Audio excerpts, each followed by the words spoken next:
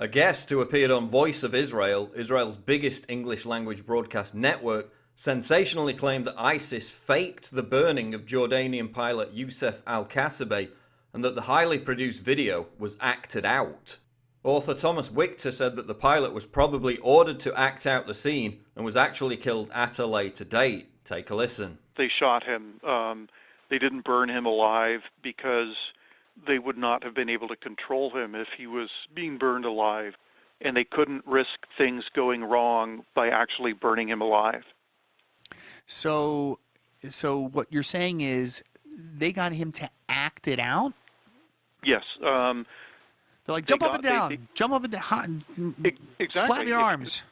If you look at I found a very high resolution version of the video, and he's clearly being directed every step of the way. And if you look at how he behaves as he's allegedly burning, he's got his hands on his head, he's bowing his head, he looks very regretful, and then he sinks to his knees, sort of begging for forgiveness. And I believe that they probably, or they almost certainly told him that he would live if he cooperated. And who could blame him? I mean, who could blame him? Right. If I were in his shoes, I would have done exactly the same thing.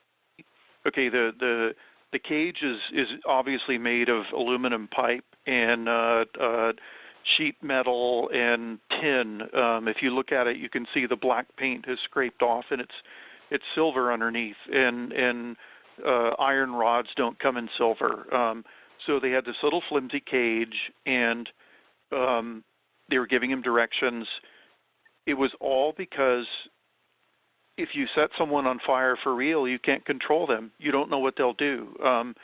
He could have knocked over the cage. Host Mottle Wolf and Voice of Israel video director Ryan Lifshitz agreed that the video was probably staged. I thought immediately when this thing was released, and I'm not an expert by any means, I just have a lot of opinions.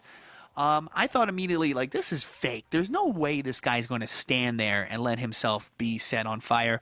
I'm here with our videographer for our station here in Jerusalem, and he concurred. He told me all about CGI and the computer animated one. Fox News' Shepard Smith also reported that artificial screams were dubbed into the video. At this point, there's canned music and in the background and screaming, which sounds like it's edited in, not like it's part of the images on the screen. It's being claimed today that the pilot was heavily sedated and that's why he didn't scream out in pain.